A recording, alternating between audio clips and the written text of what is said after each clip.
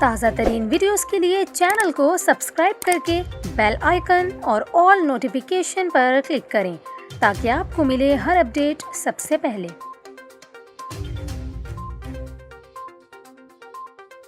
اور ابھی آپ کو بتائیں، محکمہ موسمیات نے رواں ماہ بھی ملک کے بیشتر علاقوں میں معمول سے زائد بارشوں کا امکان ظاہر کیا ہے۔